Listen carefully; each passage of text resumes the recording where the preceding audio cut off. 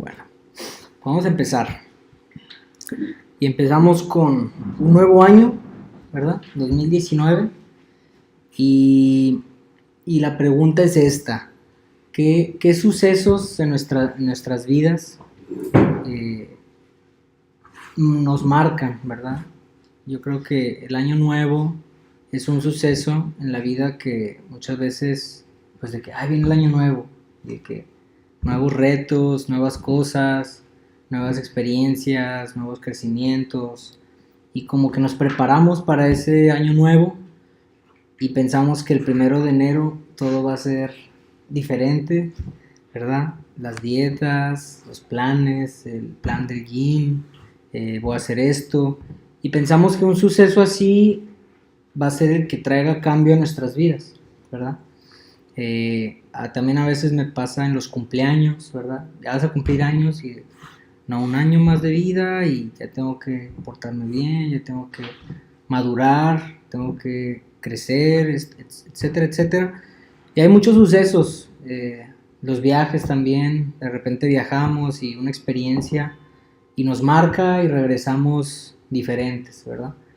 Y hay muchas cosas sucesos en la vida que nos hacen cambiar, experimentamos cambios, pero la pregunta es si nuestras vidas deben de ser tan influenciadas tan radicalmente por esos cambios, o en base a qué sucesos en nuestras vidas deberíamos experimentar un cambio más radical, ¿verdad?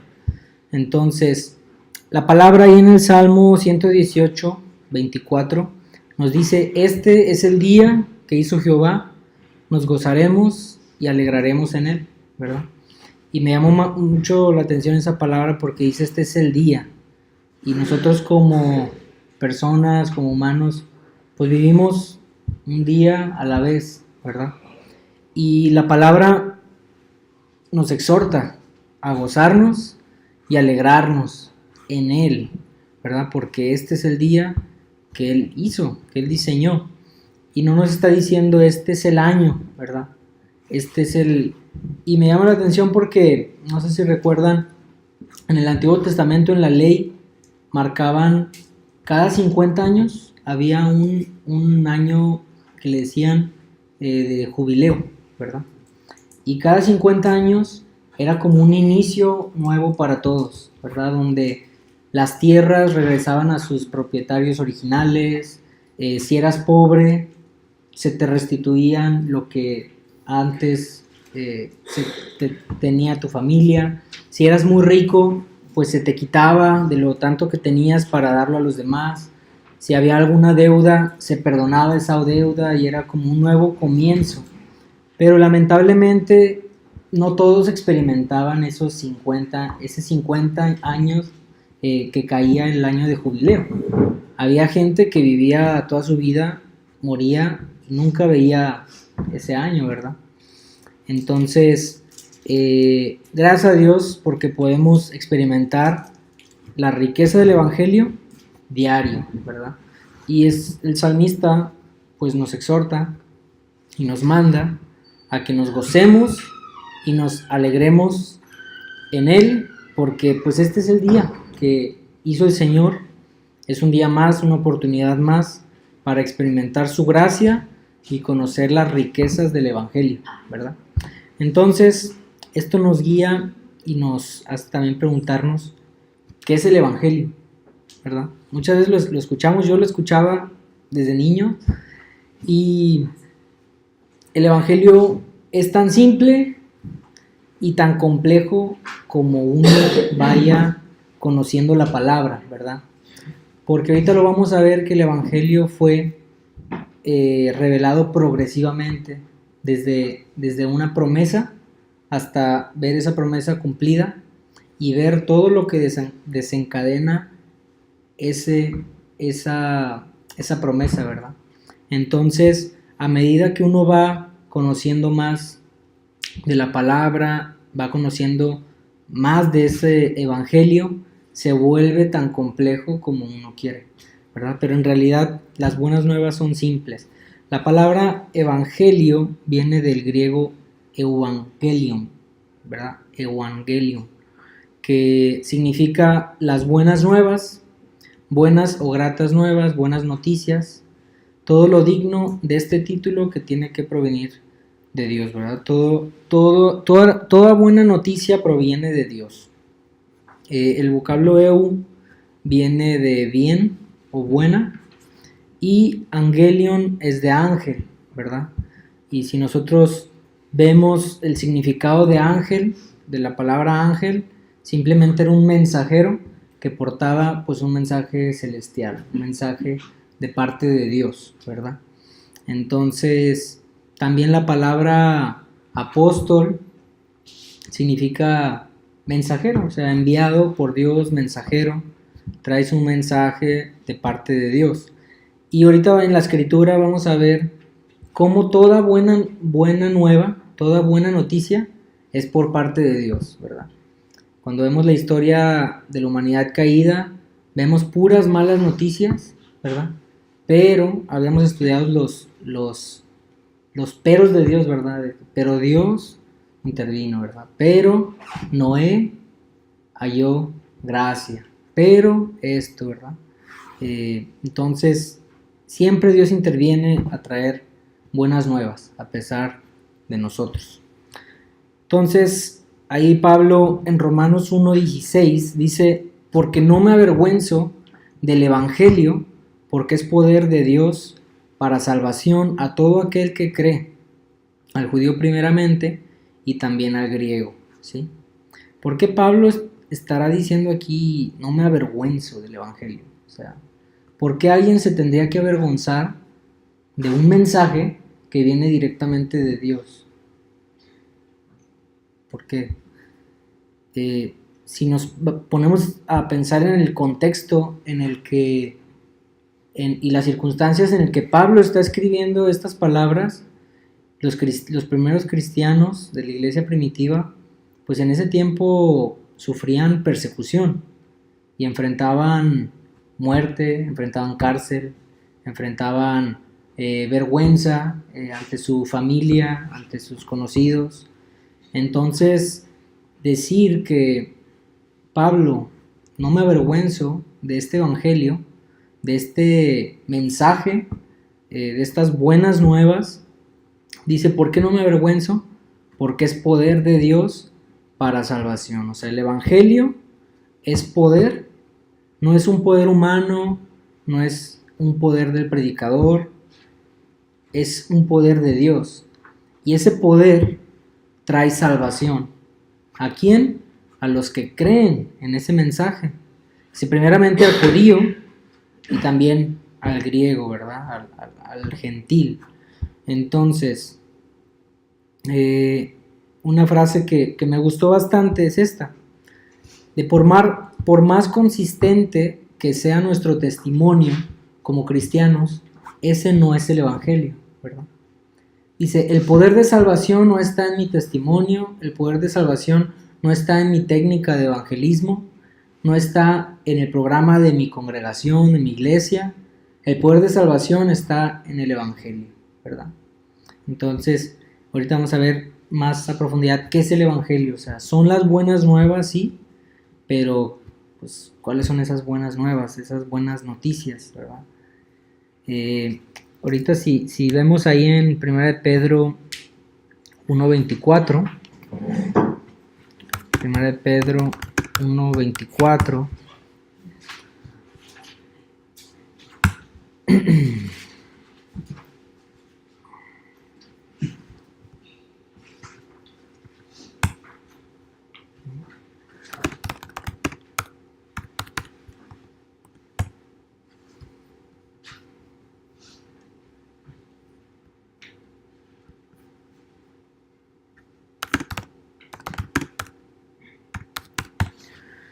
Primera de Pedro 1:24 y 25 dice, porque toda carne es como hierba, o sea, nosotros somos como hierba, y toda la gloria del hombre como flor de la hierba.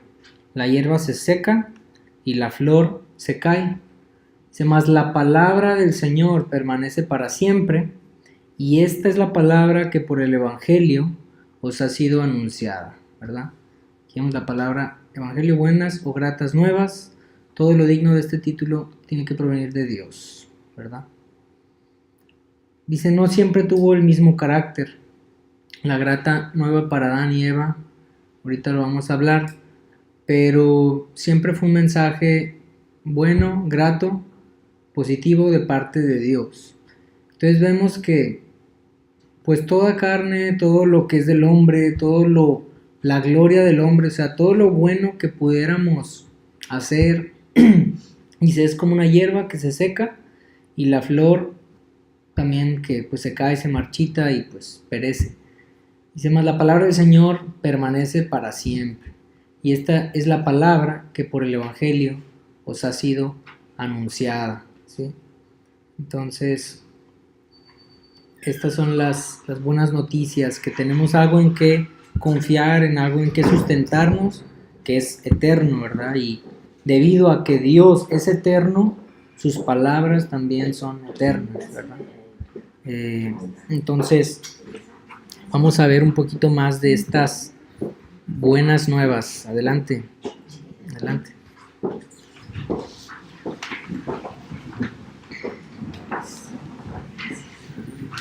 Acá hay, mira, te voy a recorrer si quieres sacarle para que. Entonces, hablábamos de las buenas nuevas, hablábamos del Evangelio, ¿verdad? Entonces, ¿qué son las buenas nuevas, verdad? Porque a veces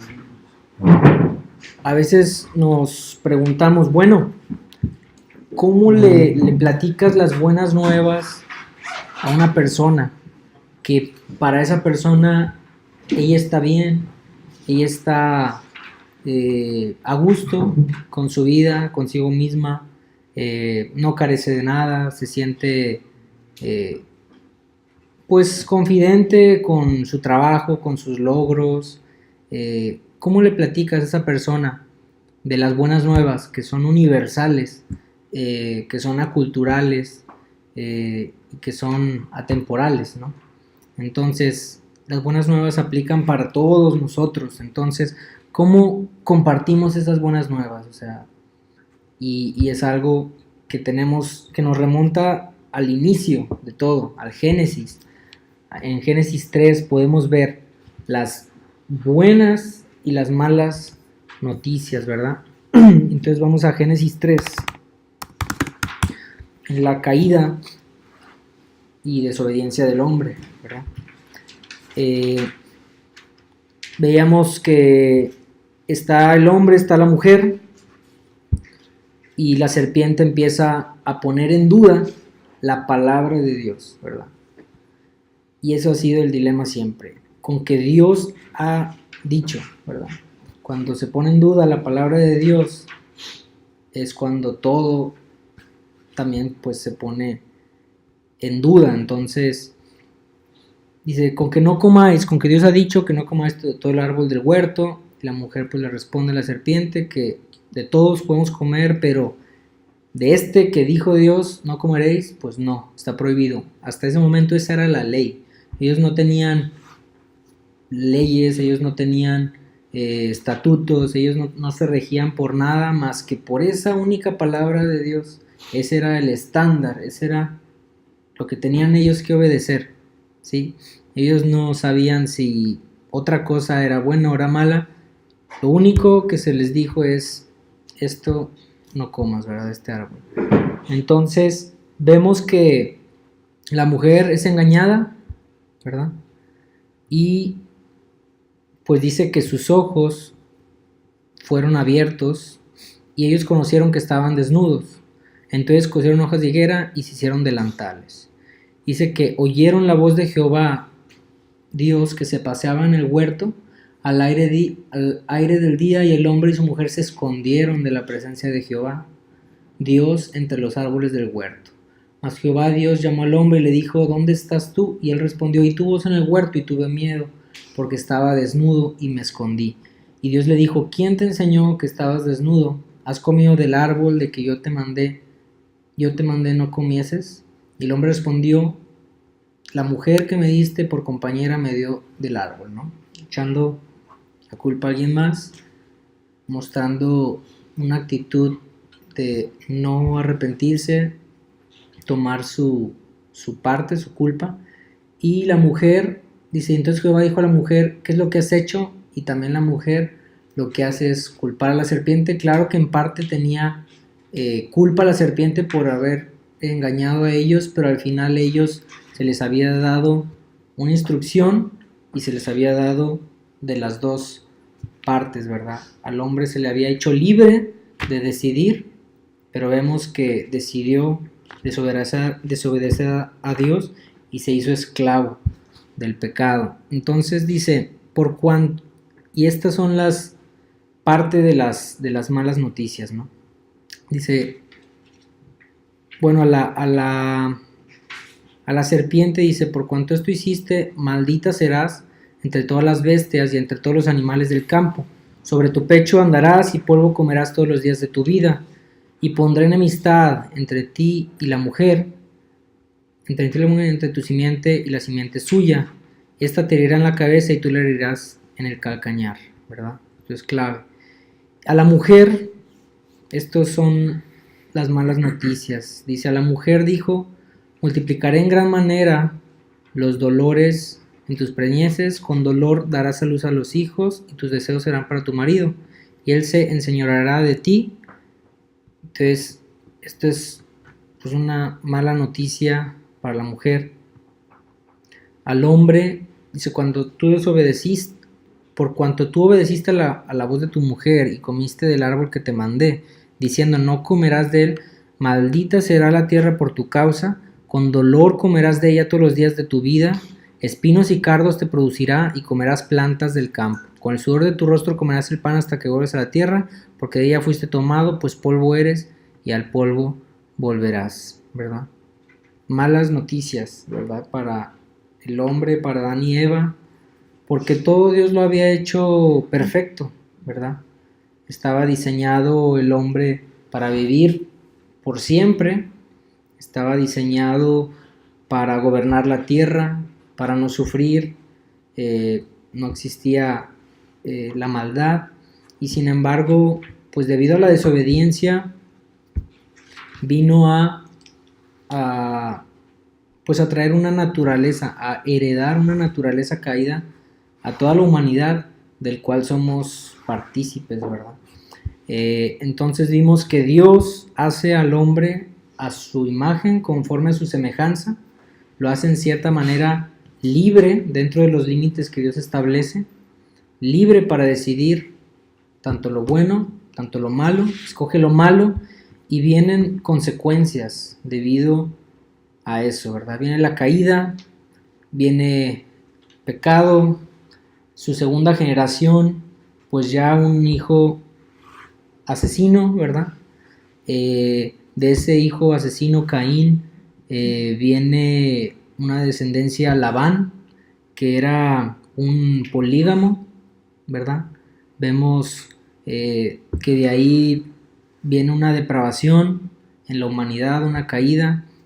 Vemos que hay esclavitud, hay ceguera espiritual, hay muerte, hay culpa, hay desobediencia, hay miedo, hay rebelión, hay incumplimiento de la ley, pues cerramos al blanco, ¿verdad? Al hacer lo malo. Entonces, todo eso pues trae consecuencias y son malas noticias que podemos ver en Romanos 1, nos dice la culpabilidad del hombre.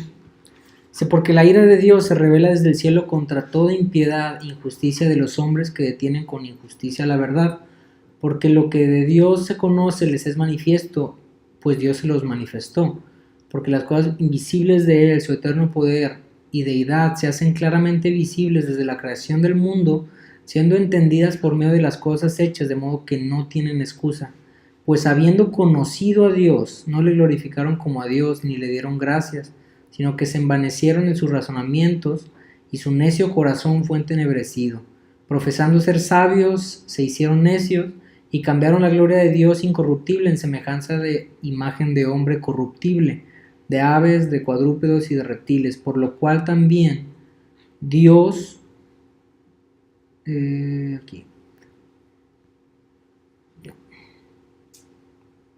Aquí está. Por lo cual también Dios los entregó a la inmundicia en las concupiscencias de sus corazones, de modo que deshonraron entre sí sus propios cuerpos, ya que cambiaron la verdad de Dios por la mentira, honrando y dando culto a las criaturas antes que al Creador, el cual es bendito por los siglos. Amén. Entonces vemos una depravación constante en el hombre y Dios los entrega a ese modo de vida, ¿verdad? A ese modo de pensamiento. Y más adelante, en Romanos 3, nos dice y nos enseña que no hay nadie que se libre de este castigo o de esta naturaleza, pues nos dice que no hay justo, ni aun uno. Dice que no hay quien entienda, no hay quien busque a Dios. Todos se desviaron, a unas se hicieron inútiles, no hay quien haga lo bueno, no hay ni siquiera uno, ¿verdad? Sepulcro abierto de su garganta, con su lengua engañan, veneno de áspides hay debajo de sus labios, su boca está llena de maldición y de amargura, sus pies se apresuran para derramar sangre, quebranto y desventura hay en sus caminos y no conocieron camino de paz, ¿verdad? Entonces, pues vemos que hay una depravación del hombre, que Dios nos ha entregado en esa depravación y ahora estamos muertos, ¿verdad? En nuestros delitos y pecados, como bien lo dice Efesios. Y bueno, Romanos 6 también habla de que la paga del pecado es muerte, más, o sea, la dádiva de Dios es vida eterna en Cristo Jesús, Señor nuestro, ¿verdad? Claramente Dios puso un estándar, puso su ley, no comas de este árbol. Cuando se desobedece esa ley, pues hay una consecuencia, ¿verdad? Porque Dios es un Dios justo. No es que sea malo ni que quiera castigar, pero Él no puede negarse a sí mismo, Él no puede renunciar a su naturaleza porque Dios es santo, Dios es justo y no puede permitir injusticia, porque en Él no existe esa injusticia, ¿verdad? Entonces, Él tiene de alguna manera que castigar ese pecado, Él tiene que castigar ese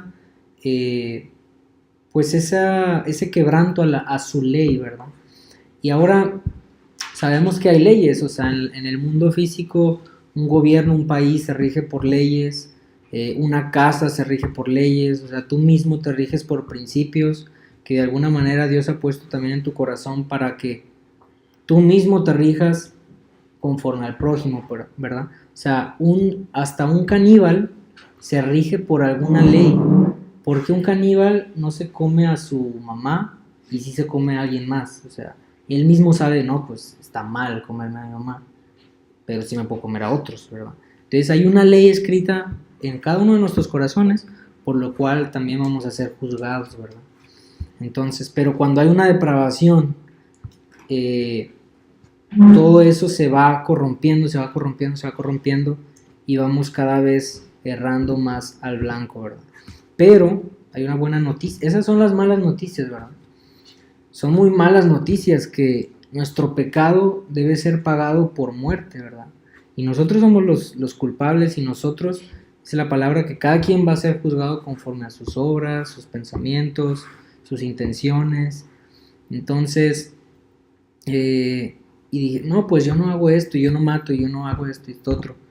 Pero dice el mismo Jesucristo que no hay ni uno bueno, ¿verdad? Ni uno solo Dios es bueno. Y dices, bueno, es que yo también hago cosas buenas y podemos hacer cosas muy buenas como personas, pero no somos buenos en nuestra totalidad, o sea, no somos siempre buenos, ¿verdad? Como Dios lo es. Entonces, cuando está claro las malas noticias, cuando vienen las buenas nuevas, cuando viene el Evangelio, pues viene como a refrescar nuestras vidas, que es un bálsamo pues refrescante, buenas noticias, porque ya sé las malas, ahora sí tengo una esperanza, que es la dádiva de Dios, que es vida eterna, ¿en quién? En Cristo Jesús, nuestro Señor, ¿verdad? Esa es nuestra esperanza.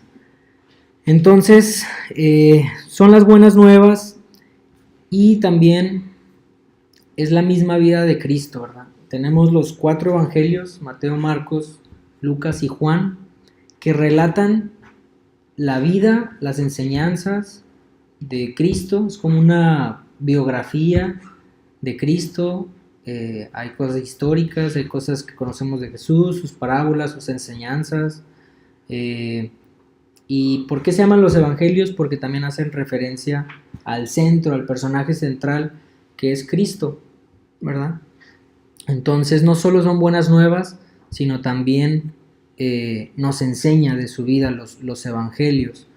Entonces, pues es un testimonio de Jesús, ¿verdad? Es el testimonio de Jesús relatado por alguien más, ¿verdad? Como si vemos en Juan, empieza diciendo esto, ¿verdad? O sea, hace referencia a Cristo. Antes de que todo existiera, ya era Cristo, era el Verbo, era con Dios, era Dios. Por él fueron hechas todas las cosas. Dice que es luz. Dice, hubo un hombre enviado de Dios, el cual se llamaba Juan. Dice, este vino por testimonio, para que diese testimonio de la luz, ¿sí? O sea, Juan no era la luz, pero él daba testimonio de la luz. Y es lo mismo de los evangelios. O sea, dan testimonio de la luz que es Cristo Jesús, ¿verdad? Y aquí lo es claro, no era él la luz, sino para que diese testimonio de la luz, aquella luz verdadera que alumbra a todo hombre, venía a este mundo, ¿verdad? Entonces, los evangelios relatan la vida de Jesús, sus enseñanzas, y hay mucho que aprender de ahí, ¿verdad? El enfoque central de los evangelios es la vida y las enseñanzas de Jesús.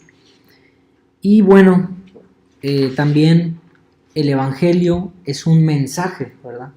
Que Jesucristo mismo predicaba un evangelio, y predicaba un evangelio que llamaba al hombre al arrepentimiento, ¿verdad? Ese era el mensaje de Jesús. Esas eran las buenas nuevas. Arrepiéntanse, que el reino de los cielos ha llegado, está cerca, ¿verdad? Era el mismo mensaje de Juan el Bautista, que se vino a confirmar pues con Cristo. Entonces, vemos que también es un mensaje que el mismo Jesucristo compartía. Y bueno, las buenas noticias fueron reveladas progresivamente a medida que la historia se iba cumpliendo, ¿verdad? Vemos que la primera noticia... nos regresamos al Génesis 3, porque vimos las malas noticias que se les dijo a Adán y a Eva, ¿verdad? Pero, ¿notaron cuál fue la buena noticia ahí?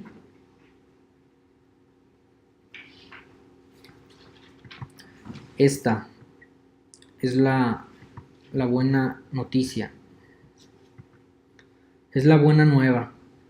Le dice a la mujer, pondré enemistad entre ti, le dice a la serpiente, pondré enemistad entre ti y la mujer, entre tu simiente y la simiente suya, ¿sí? O sea, su descendencia. Dice, esta descendencia, esta simiente, te va a herir a ti, serpiente, a ti, Satanás, en la cabeza, aunque tú la herirás en el calcañar, ¿verdad? En el tobillo. Pero fíjense, a veces lo pasamos desapercibido, pero es una promesa que nos muestra la primer noticia de Dios hacia la humanidad, una muestra de misericordia, de gracia, de que les dice, ok, aunque fallaron, yo tengo un plan desde antes de la eternidad, de que la simiente, la descendencia de la mujer, va a venir a aplastar la cabeza a Satanás, ¿verdad? Uno de tus hijos. Y vemos que la respuesta de Adán, en fe, dice, llamó a Adán el nombre de su mujer Eva, por cuanto ella era madre de todos los vivientes. O sea, la respuesta después de las malas noticias y las buenas noticias fue que Adán creyó esa promesa. O sea, yo creo que Eva va a tener una simiente que va a venir a vencer a Satanás. Él lo creyó y le puso por nombre Eva. Entonces, imagínense, Adán y Eva vivieron toda su vida esperando ver esa promesa cumplida. Ellos pensaron que era Abel el que iba a cumplir esa promesa. Cuando Caín mata a Abel, se pierde un poco la esperanza, ¿verdad? Pero después dice que tuvieron a Set, sustituto de Abel, así lo dice. Dice más adelante, dice, engendró un hijo a su semejanza conforme a su imagen y llamó su nombre Set, ¿verdad? Creo que es más acá.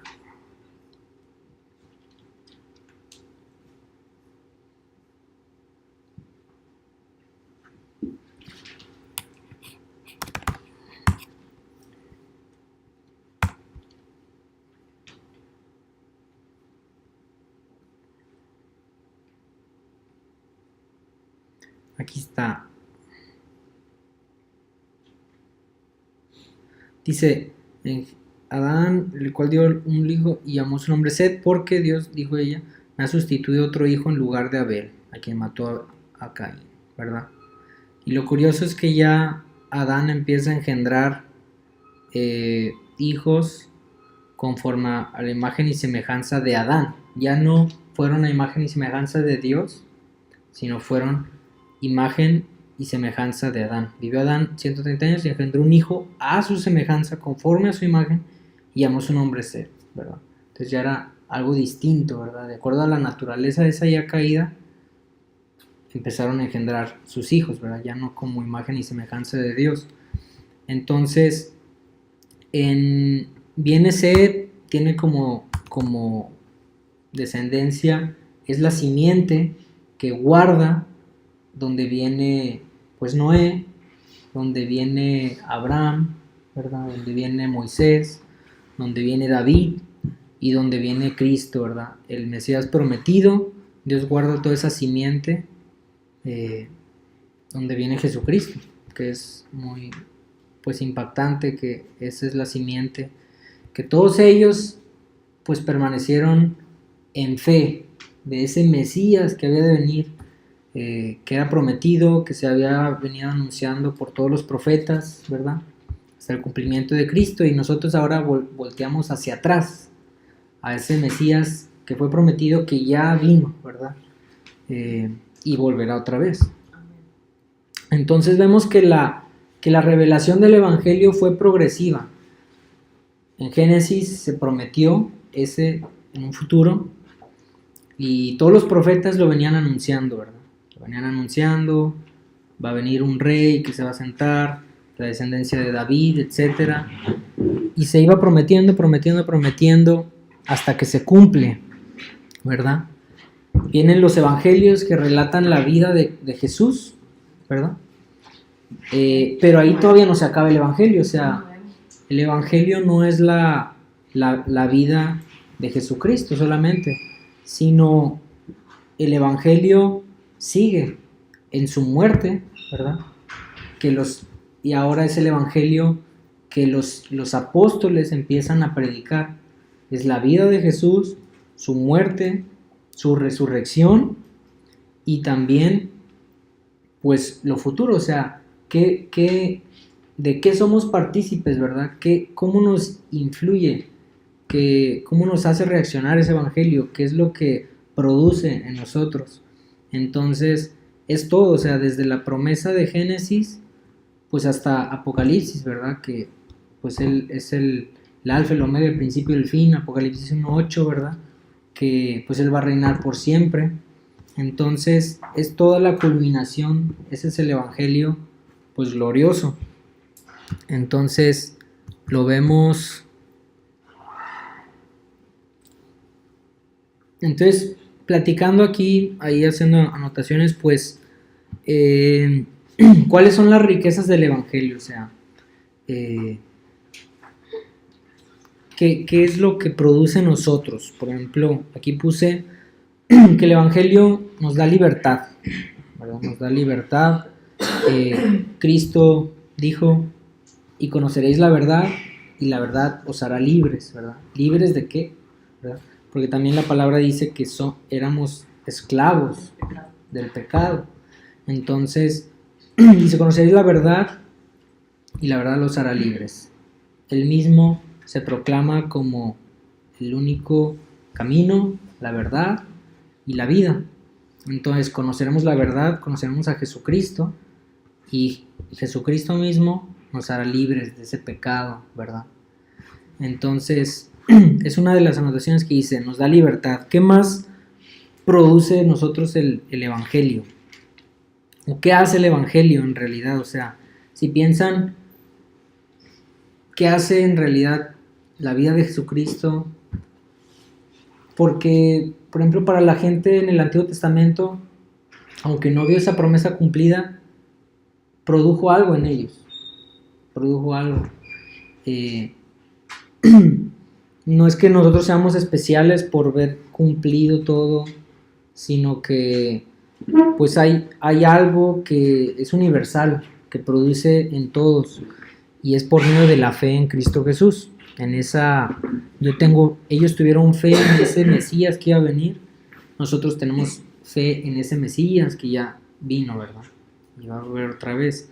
Entonces, ¿qué produce en nosotros el Evangelio? Nos da libertad, esperanza, porque dice su palabra, si no creyere que veré la bondad del Señor, yo hubiera desmayado. Yo creo que si el Evangelio de Jesucristo no estaría en nosotros en este momento, pues yo creo que estaríamos perdidos porque pues en delitos y pecados, y otra que pues andaríamos como que todos desanimados, porque pues en qué esperar, en qué confiar. Claro, exacto, nos da esperanza, ¿verdad? Adán y Eva se sostuvieron en esperanza, y Hebreos nos dice claramente que por la fe Moisés tal, ¿no? Por la fe Abraham. Dice, porque se sostuvieron como viendo al invisible. O sea, ellos no lo vieron, pero ellos esperaban, ¿verdad? Ellos confiaban en ese Mesías que los iba a libertar del pecado original. Entonces, nos da esperanza. ¿Qué más hace el Evangelio? Produce en nosotros. Como un ejemplo así. Un ejemplo, nos da como una pauta, una guía, una dirección. Nos hace conocer quién realmente es nuestro Mesías, porque incluso dice Juan que hay muchas cosas que si se escribieran pues no habría libros. Entonces yo creo que nos revela el corazón de ese Dios que se hizo carne y sangre, y es como que nos revela quién es, ya en acción, vaya. Claro, nos revela, y como decía ahorita, a medida que vamos conociendo un poquito más de la palabra, es que el Evangelio en realidad es toda la palabra, o sea, es la planeación de ese Mesías, la promesa, el Mesías prometido, su vida, su muerte, su resurrección, quién es ahorita, dónde está, Él está reinando. Entonces en realidad toda la palabra nos habla de ese plan glorioso, ¿verdad? De ese que al final es darle la gloria a Dios, todo eso. Pero a medida que vamos conociendo un poquito más, nos va revelando un poquito más. O sea, nosotros somos privilegiados en tener ya toda la revelación terminada, porque conocemos todo el plan. O sea, unos esperaban y nosotros lo tenemos, y lo creemos que ya fue cumplido. Algo que más, pues nos perdona de nuestra maldad, de la paga que teníamos que pagar, pues alguien más la tomó, que es Jesucristo. Se hizo hombre y pagó el precio. Y no solo pagó, ¿verdad? Porque muchas veces nos olvidamos que Él solo pagó y ya nos perdonó, y ya nos deja ahí a la deriva, ¿verdad? Bueno, ya los perdoné, ahora échale ganas, ¿verdad? No, o sea, porque volveríamos a la misma historia, volveríamos a fallar, volveríamos a renegar, a desobedecer. Más bien, Él nos perdona y luego nos pone la justicia de Cristo, ¿verdad? Dios mismo nos ve a Cristo en nosotros, por las arras de la herencia que es el Espíritu Santo, que ha puesto en nosotros. Ya no nos ve a nosotros, sino ve a Dios, a Cristo en nosotros, ¿verdad? Entonces no solo nos perdona, sino que nos justifica, ¿verdad? Nos hace justos ante sus ojos, ¿verdad? Hay muchas analogías que hace la palabra, que Él aleja nuestro pecado de oriente, como está el oriente tan lejos del occidente, Él hace alejar nuestro pecado. Dice que Él lo pone a sus espaldas, ya no lo trae enfrente. Dice que Él lo manda al fondo del mar, ¿verdad? Donde nadie puede llegar ahí. ¿Qué más dice? Que Él lo olvida, sabiendo que Él es omnisciente. No podemos entender, ¿verdad? Porque Dios no puede olvidar algo, porque Él es omnisciente, pero sin embargo Él no lo trae a memoria, ¿verdad? Entonces, nos limpia, nos justifica, nos adopta, ¿verdad? Nos hace hermanos con Cristo, ¿verdad? Porque Él es nuestro Padre, nos hace partícipes de una nueva familia, una nueva naturaleza, nos hace herederos juntamente con Cristo. También nos llama amigos, ¿verdad? Ya no los llamo siervos, yo los llamo amigos también, ya con un amor filos, un amor de complacencia. Ya no es un amor ágape, porque el amor ágape de Dios es sin condición y lo vemos cada día con todo el mundo, ¿verdad? Él hace llover sobre justos e injustos, hace salir el sol sobre malos y buenos. Vemos que la gente mala aún se casa, aún disfruta de la vida, y eso es gracia, y eso es amor incondicional, pero Él tiene un amor condicional a aquellos que están en Cristo, ¿verdad? Porque Él ve a Cristo en nosotros y nos ama, y nos considera hijos. También nos ama y nos disciplina, ¿verdad? No nos hace justicia lo que en realidad merecíamos, no nos da, que eso es misericordia, no nos da lo que merecemos, y también nos hace partícipes de su gracia, nos da lo que no merecemos, ¿verdad? Dice que Él ya nos ha bendecido con toda bendición espiritual. Él ya nos ha bendecido, o sea, no es que pidamos más y más bendición, Él lo sigue haciendo, pero Él ya nos ha bendecido. No sé, algo más, ¿cuál es una de las riquezas del Evangelio?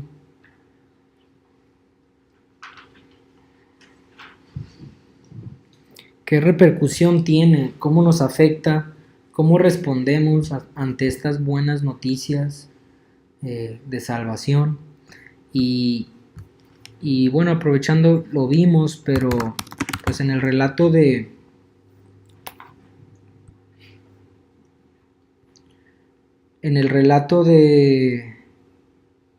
nacimiento de Cristo, también es la culminación de las buenas nuevas, porque llegó ese Mesías prometido, ha nacido, y los mismos ángeles daban testimonio de esto, ¿verdad? Con el canto de los ángeles que decía: gloria a Dios en las alturas y en la tierra paz, buena voluntad para con los hombres, ¿verdad? Y más adelante, no, más atrás, aquí les dice: no temáis, porque he aquí os doy nuevas de gran gozo, que será para todo el pueblo, que os ha nacido hoy en la ciudad de David un Salvador, que es Cristo el Señor, ¿verdad? O sea, eran muy buenas noticias, que por fin había nacido el Señor, el Salvador, después de 400 años de haber pausado la revelación, ¿verdad? De silencio. Por fin nació, y son buenas noticias para todos, ¿verdad? Para todo aquel que la recibe. Son malas noticias para aquellos que la rechazan, ¿verdad? Claramente dice la palabra que es una espada de dos filos, ¿verdad? Porque puede ser, de un lado puede ser muy bueno, pero del otro lado puede ser muy filoso, ¿verdad? O sea, entonces es buenas noticias para aquel que las cree y las recibe, pero son malas noticias para aquel que las rechaza. Dice la palabra que en Marcos 16, 15, 16 dice: y les dijo: id por todo el mundo y predicad el evangelio a toda criatura. El que creyere y fuere bautizado será salvo, mas el que no creyere será condenado, ¿verdad? Entonces, ¿qué nos queda a nosotros o cómo respondemos una vez de conocer un poco más de qué es el evangelio, esas buenas nuevas de salvación, la vida, muerte y resurrección de Cristo? ¿Cómo reaccionamos, verdad, ante eso? ¿Qué debemos de hacer? Y pues ahí Cristo les da un mandato a sus apóstoles, a sus seguidores, y les da un mandamiento: vayan y prediquen, ¿verdad? Les dice: id por todo el mundo y predicad el evangelio a toda criatura. Entonces eso es lo que nos queda a nosotros, y ese es un mandato, ¿verdad? Hazlo, es una ordenanza, pero también es un privilegio y es una responsabilidad, ¿verdad? Porque no podemos predicar otro mensaje, ¿verdad? Tenemos que predicar el mensaje de salvación, el evangelio, el único evangelio, como decía Pablo a los Gálatas. No es que haya otro evangelio, ¿verdad? Hay algunos que les predican otro evangelio, pero no es que haya otro evangelio, solo hay un evangelio, y no es el que yo les venía a enseñar, ¿verdad? No es un evangelio a medias o diluido o lleno de emocionalismo o lleno de falto de llamado al arrepentimiento. Es un evangelio, y ese es el que debemos de predicar, ¿verdad? Cristo nos ha dicho: sean sal y luz, ¿verdad?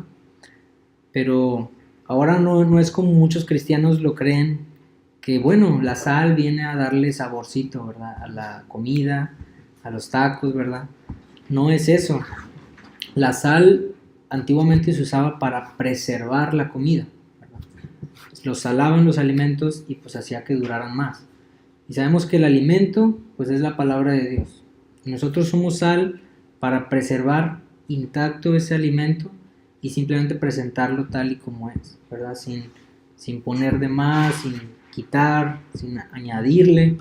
Entonces, otra vez más nos vamos con esta frase de: por más consistente que sea nuestro testimonio como cristianos, ese no es el evangelio, ¿verdad? Porque en nuestra vida, nosotros no somos Jesús, ¿verdad? No estamos contándole nuestra vida, más bien estamos contándole la vida, la muerte y la resurrección de Cristo, y este es el evangelio.